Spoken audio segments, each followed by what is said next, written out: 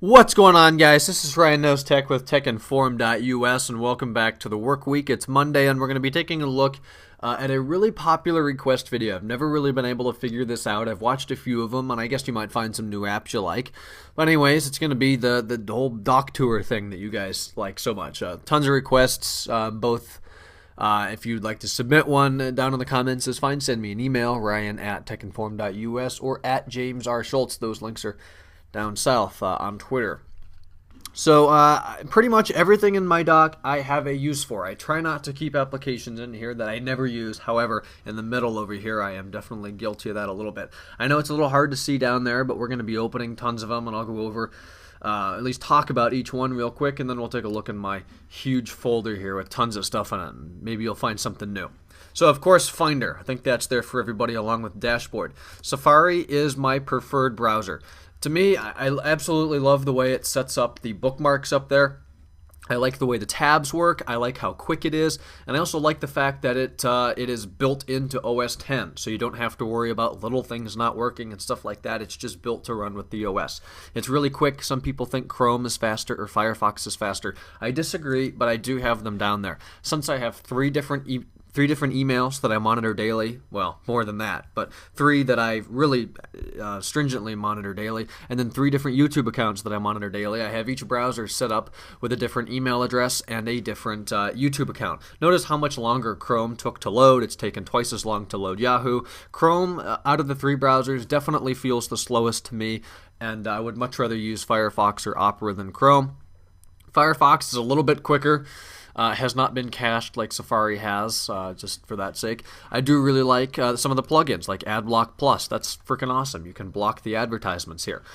I do not like as much the way these are set up here. Notice some of them, the thumbnails just never load, little pictures, and having OCD, that kind of pisses me off sometime. But it's nice. I like the tabs here too. Firefox is a nice browser. It just definitely feels a lot heavier to me and a little slower. iTunes, of course. Every Mac guy has iTunes down there. We love our music. The Mac App Store, found in OS 10.6.6, I believe. We all have that. Time Machine. I have a 500 gigabyte Western Digital Scorpio, or Western Digital Passport, I think. The 500 gig, real small, nice hard drive. And I try to back up every 30 days or so. However, I keep getting a notification saying it's been like 100 days, so I really need to do that.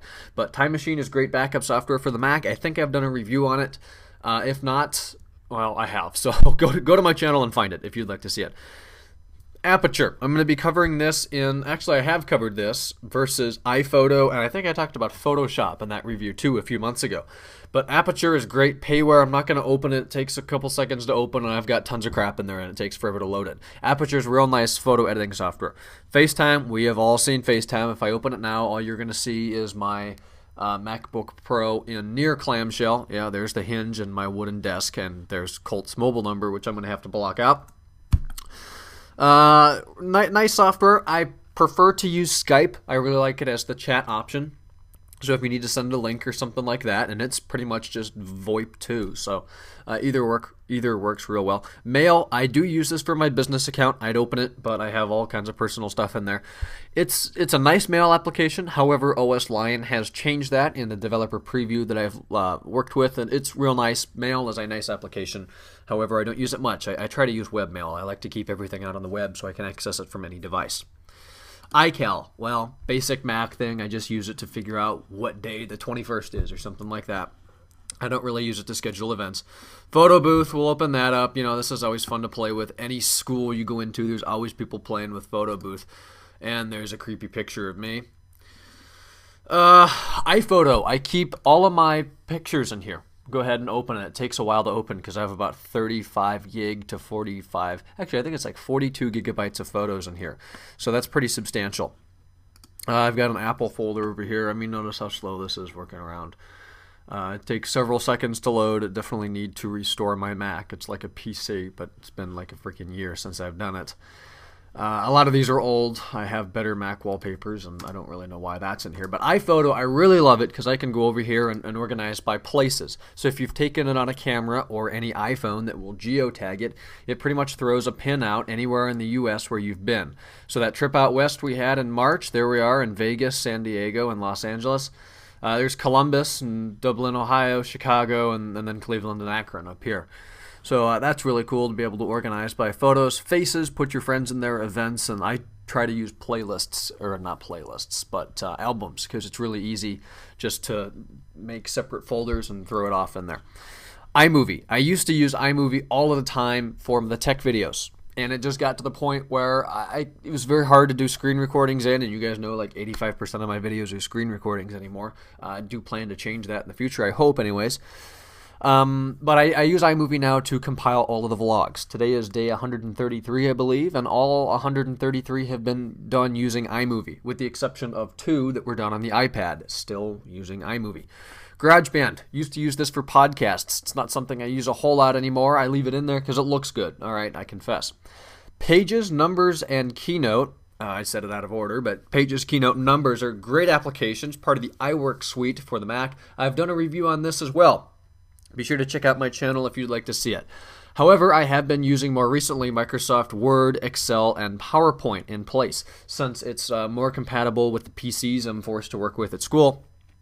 And it seems a bit more advanced. Definitely more advanced, I'll give it that.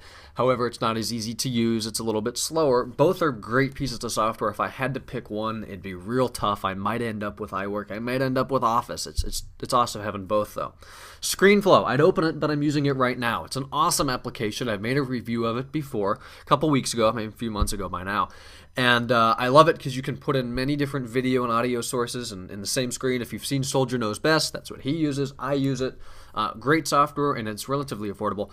The opposite of that, as in relatively affordable, is Final Cut Pro, which is being replaced, I believe, in June. And I plan to purchase and review that software, so definitely looking forward to that. The reason I have not used it for tech videos or vlogs or anything is it pretty much hates my camera. The Flip Ultra HD does not like those MPEG-4s or whatever it records in. Everything has to be rendered. It takes 3 times as long. It's very hard to use. It takes a long time to export it. And for what? The editing I do is so basic. Just to get the point across of these videos, it's not worth my time to go in there and spend 2 to 3 hours putting something together that is only 4, 5, 6 minutes long. Motion. I actually use this to create the intro that I have used. Speaking of that intro, that's how you can tell if I do it in iMovie, because I haven't bothered putting that in ScreenFlow. But that's that RyanKnowsTech with the ink drop. Nice software to create stuff like that. It's a bit of a learning curve from Adobe products. It is not easy to use. It is not hard to use. You've really just got to figure it out and play with it. And I probably did 20 projects before I got one that was worth using. DVD Studio Pro. Never opened that. I'll be honest. I've never opened it, but it looks good down there. I confess again. Cinema Tools, same thing. Compressor. I actually did use this until I got another program called MPEG Streamclip. Thanks to Colt459595 on YouTube. Try to remember to link that down below. Basically, it takes your video file and compresses it. It doesn't do the best job, and it takes a crap ton of time. So I prefer using the other software. Soundtrack Pro is some software I love to use when recording podcasts, something like that. It's really easy to put it together. But it's definitely a lot more complicated, yet advanced, which is good, over GarageBand. So Soundtrack Pro is nice software. Photoshop. I don't think I could go a day without using Photoshop. Not always because I love it. This is CS5 Extended, of course legal. I absolutely love the software here. I've got it in my... see, oh, I did add that to the ignore list for Cinch, which we'll be talking about in a second. But Photoshop, if there's any Photoshop tutorials, demos you guys would like to see, let me know specifically what you would like to see and how to do it, because I'd love to make some more Photoshop stuff. Just the amount of tools and the amount of options you have with Photoshop, you're never done learning about the application, and there's no limit to what you can design with it, and that I love. Next to that, you guys have talked about this. This is Adobe After Effects CS5. I had to get a copy of this to work with something we were working on with TechInform. Well, we changed the application, so I no longer need it. Notice how slow it is. I've heard that there's better software out there. I've never really used it. I actually did use it to view the project that we were working on, and it seemed to work pretty well. But not being a After Effects user, I don't know what most of it does, and for some reason it's being really slow. So not something I use a whole lot. An application I talked about a while ago was TeamViewer. This is an awesome application that I use pretty much every day. The vlogs are so big and my internet's so terrible, they upload overnight. So up in bed, I'm watching vlogs and stuff. I can remote connect through the Wi-Fi, or you don't even have to be in the same country as the computer you're trying to connect to, and control that machine through the internet. So there's my ID. I probably just block that out so you don't try to hack me. And then I can log in, start the upload on the machine downstairs from the Mac upstairs, because I don't want to leave the Mac on overnight because I'll hear it and that would be obnoxious. So TeamViewer, freeware, great software. Over here is Activity Monitor. I use this a little bit. 8 gigs of RAM is really not enough anymore in a Mac, so I try to come in here to system memory, and I've got 4.8 gigs available now, but sometimes I'll have to kill some processes to get more memory available when photoshopping and tons of multitasking. Monitor the CPU usage and disk usage and crap like that, just a little nerd window. Settings, of course, we all have that. Skype, I love Skype. It's a great way to talk to people, either just with voice or throw the video in there too. It's great with chat, tons of people, really nice interface. If you don't have Skype and you don't know what Skype is, I'm sorry, and you need to go find out. Twitter, absolutely love Twitter. I made a Twitter account probably just about 2 years, I think more than 2 years ago now, and I've been using it pretty much every day for almost less than a year. I really didn't like it at first. Nobody was on it at first. I made an account because I heard about it, but I really like it now. Tons of people. It is definitely a great way to talk to people. And if you're one of the people that just says, oh, it's stupid, why do you need to know what people are doing every 3 seconds? Well, that's what I said. And that's what tons of people said until you try it and find some friends. And it's just a better way of communicating with people. At least try it. Give it a chance. See if you like it.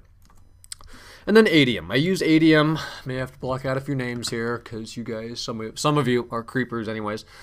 Adium is pretty much a AIM chat for your Mac, and then you can throw in different accounts. Let's see, how do I do that? I have not set this up forever.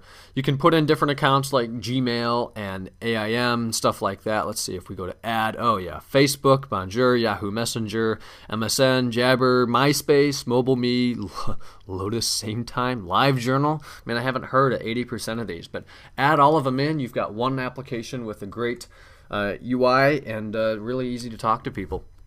So that's cool. All right, we'll take a quick look in here. I don't want to make this video too long, but I've probably already failed on that.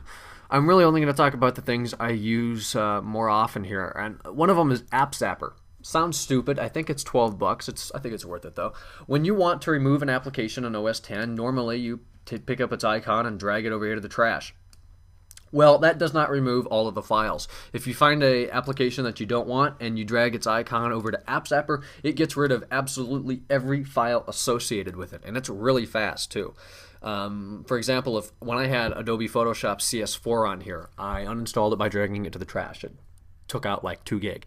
Then I had to restore and remove it again, and I used App Zapper, and I got rid of like 6 gig. It got rid of every file associated with it, which, depending on what app you're getting rid of, and if you might want to get it back someday, may be good or bad, but it's a really clean way to effectively remove files. Aptana Studio, that's actually something I had to use for school. It's my preferred HTML and CSS editing software. I don't know a whole lot about it, concerning the fact I've only used one class, and honestly I don't like it, but when I do need to do it, Aptana Studio is what I'd use. Asphalt 6, I'm going to be covering this hopefully this week or early next week in a separate review. It's a great gaming game, oh my god. It's a great game for OS X, iOS, it's on tons of devices, and it's recently come to the Mac. We covered it on Tech Inform, and it's pretty awesome. Audacity, really easy audio editing program like Soundtrack Pro. I actually use that more often than Soundtrack Pro, I think, just because it's so easy, and you don't have to worry about which track do I want and stuff like that. It's just a more straightforward way of doing things. Better Touch Tool, I covered that last week. Better Zip for zip files. Camtasia, used to use that for editing. However, it just takes way too long. Chess, I actually bought that in the App Store. It was a pretty crappy game. Color, I have used that in the past. Don't really have a whole lot of use for it. Cinch, I believe I did make a video about this though. When you have a window like this and you throw it up to the top of the screen, it makes it full screen. Drag it back, kind of like Windows 7. And it's a really good way to be able to multitask and just kind of throw this window over there and up top. And I have multiple monitors set up right now, so it's a little tough, but there's my half window, and then I could drag one over to the other side. And just like Windows, nice feature that I wish OS X had natively. Let's see, other software here. That's almost it. There's that MPEG stream clip I was talking about. If you just drag over a MOV or anything like that, then you come up here to File. Let's see, well, you'd have to have something in, and then export as an MPEG 4. I usually do H.264 at 50% quality, and it takes about 60 to 75% off my file size and loses very little quality. That was my big concern, is you were going to lose a lot of quality with this, and that was not the case. So if I have a gig vlog and I put it in there, it'll take it down to 400 or 500 meg, which is still an overnight job, so I don't do it a whole lot. But it's great software for that. Thanks to Colt. SMC fan control is actually what I use to monitor my fans here. I keep my fans on about 2500 RPM most of the time. It's a nice way to be able to monitor that and make sure your Mac's not getting too hot. And I think that's pretty much it. Later this week, we're going to be covering VirtualBox and some stuff like that. uTorrent, whenever I torrent stuff, I try to use that because it seems to be the fastest for me. And I have a different review coming of TinyGrab, so that's another piece of software I use, and that will be coming later this week. Sorry, I just kept you like 16 or 17 minutes, but thanks for staying the whole time. If you did, let me know down below, and I'll give you 150,000 million billion crap ton of cool points. Again, thank you for watching the video. If you did like what you saw today, comment and subscribe and all the fun stuff, and be sure to visit our site, techinform.us. Thanks for watching this one. I'll catch you guys in tomorrow's video. Bye.